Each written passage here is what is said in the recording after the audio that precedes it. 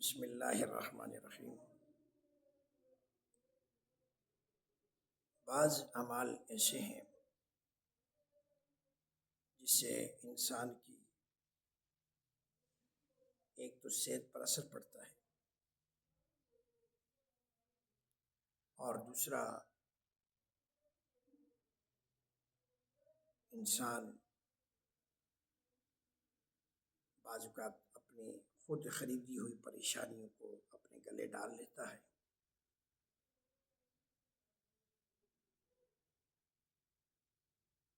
اللہ رب العزت پر یقین کامل ہونا چاہیے۔ اللہ نے وعدہ کیا ہے کہ جو شخص موسیٰ علیہ السلام کی والدہ کی طرح اللہ پر ایمان رکھے گا، یقین رکھے گا، وصول رکھے گا، کہ اللہ اس کو انعامات سے نوازے گا۔ موسیٰ علیہ السلام کی والدہ نے اللہ کے وعدے پر یقین کیا تو اللہ نے 2 انعام دیے۔ اللہ نے فرمایا تھا کہ اے موسیٰ علیہ السلام کی والدہ، اگر آپ اپنے بیٹے کے خطرے میں سمجھیں کہ خطرہ ہے، فرعون آئیں گی، فرعونی اور اس کو قتل کریں گی، تو آپ اس کو صندوق میں بند کر کے دریا برد کر دیں۔ اور یہ کام کرنا کوئی سوکھا نہیں ہے، بڑا مشکل ہے، اس لیے کہ صندوق میں بند کرنا، آکسیجن پھر بند ہو جائے پھر بھی موت ہے، اور پھر اگر سوراخ چھوڑ دیا جائے ہوا کے لیے کہ بھئی ہوا آئے تو پانی اندر جائے تو پھر بھی موت ہے، اور دریا برد کر دینا یہ بھی موت ہے۔ یعنی کہ کسی طرف سے زندگی کے چال سے زندگی کے آثار نظر آنے والے نہیں ہیں۔ لیکن اس عالم کے اندر بھی، اس حال میں بھی موسیٰ علیہ السلام کی والدہ نے اللہ کے وعدے پر یقین کامل، پختہ یقین رکھا کہ اللہ نے جب کہہ دیا ہے کہ تجھے انعام 2 دیے جائیں گے، ایک یہ کہ اس بچے کو تیری گود میں واپس لایا جائے گا، اور دوسرا تیری تنخواہ بھی وہاں سے آتی رہے گی، تیری راشن وغیرہ بھی وہاں سے آتا رہے گا۔ تو یہ فیصلہ کرنا بہت مشکل تھا۔ ظاہر ہے ایک اچھا بلا بچہ سانس لے رہا ہے اور پھر ماں کی ممتا آپ اندازہ نہیں لگا سکتے، لیکن یہ ہے کہ اللہ کی ذات پر کتنا یقین اور کتنا بھروسہ۔ دریا کی موجیں بھی موت، صندوق میں بند کرنا بھی موت،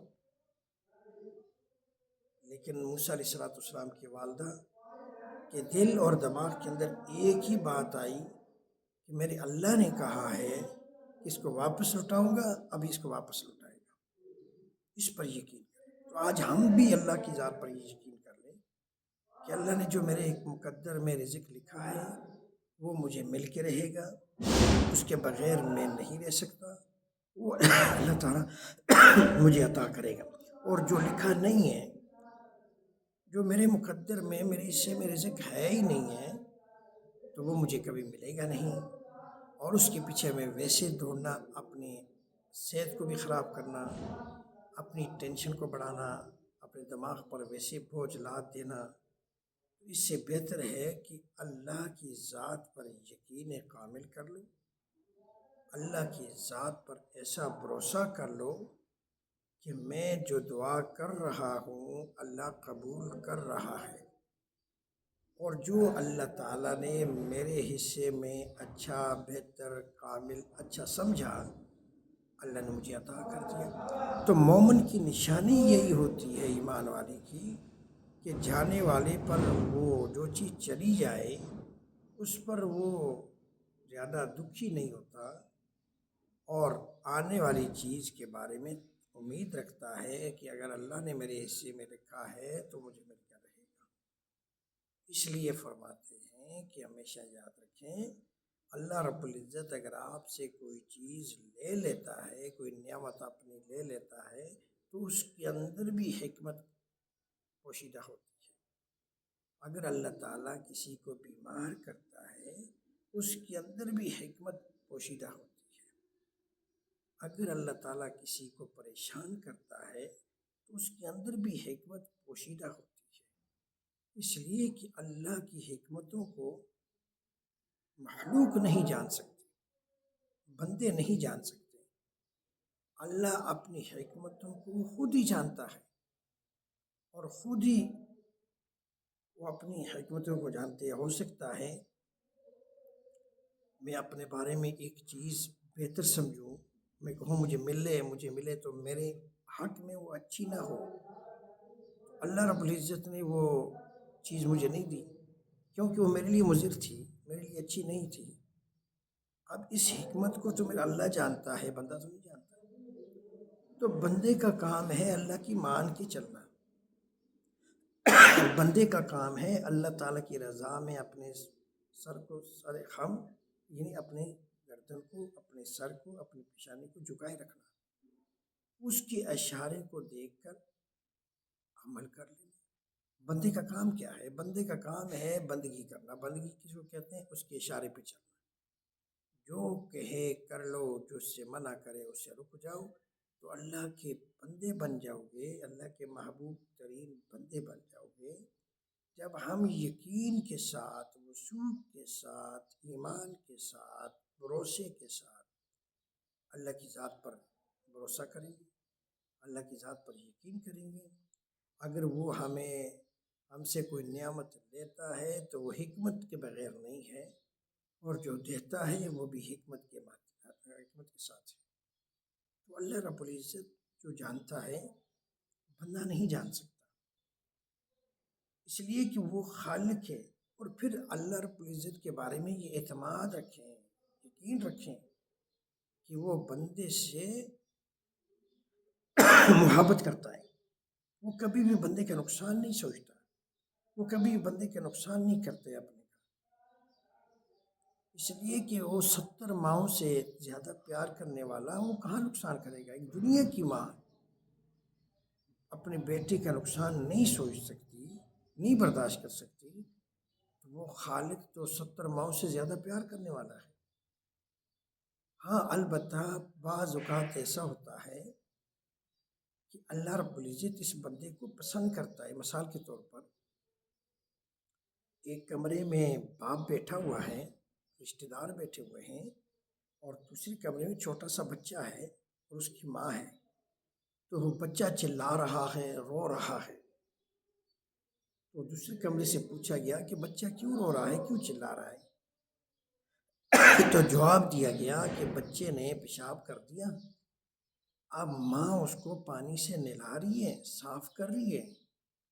اور بچہ اس لیے رو رہا ہے۔ اب بچہ اس کو تکلیف سمجھ کر رو رہا ہے، پریشانی سمجھ کر رو رہا ہے، حالانکہ ماں کی ممتا وہ تو محبت سے اس کو صاف کر کے اپنے سینے کے ساتھ لگانا چاہ رہی ہے، وہ تو صاف کرنے کے لیے اس کو نہلا رہی ہے، اس کو دھو رہی ہے، لیکن بچہ رو رہا ہے۔ اسی طرح اللہ رب العزت اپنی محبت کے ساتھ بندے کے اوپر آزمائش بھیجتا ہے، بیماری بھیجتا ہے، کوئی تکلیف بھیجتا ہے، جس سے بندے کے مرتبے بلند ہوتے ہیں اور اللہ تعالیٰ اپنا محبوب بنا لیتا ہے، اللہ اس سے محبت کرنا شروع کر دیتا ہے۔ تو اس میں اگر بندہ یہ کہے کہ میرے لیے یہ پریشانی کیوں آئی، تو بندے کے لیے پریشانی تب آئی کہ اس کو اللہ محبوب بنانا چاہتا ہے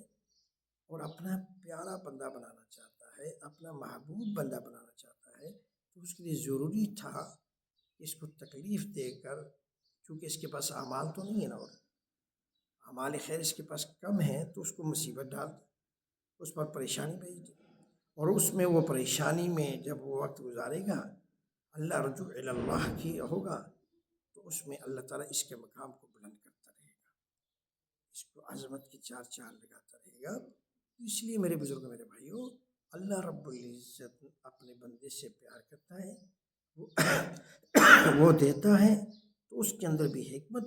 پوشیدہ ہوتی ہے، اور جب وہ لیتا ہے اس کے اندر بھی حکمت پوشیدہ ہوتی ہے۔ تو بندے کا کام ہے بندگی کرنا، بندے کا کام ہے اس کے اشارے کو دیکھنا، بندے کا کام ہے اس کے حکم پر لبیک کہہ کر عمل کر لینا، آگے فیصلہ اپنے اللہ پر چھوڑ دینا چاہیے کہ میرا اللہ کیا چاہتا ہے، اور میرا اللہ میرے بارے میں اچھا ہی گمان، اچھا ہی سوچ، اللہ کی ذات کے بارے میں نیک گمان، اچھا گمان، اچھی سوچ رکھیں، تو جو آپ کا خیال ہوگا، جو آپ کے دل میں نیت ہوگی اللہ کے بارے میں، اللہ ایسے ہی آپ کے حق میں فیصلہ کرے گا، ایسے ہی آپ کے حق میں فیصلہ کرے گا۔ تو اس لیے اللہ کے بارے میں گمان کو اچھا بناؤ کہ میرا اللہ میرے ساتھ ہے، میرا اللہ میرے ساتھ ہے۔ بندے شکوے کرنے شروع کر دیتے ہیں، یا اللہ میں نیک بھی ہوں، بیمار ہو گیا ہوں، میں نیک بھی ہوں اور میں پریشان ہوں۔ یہ پریشانی آپ کی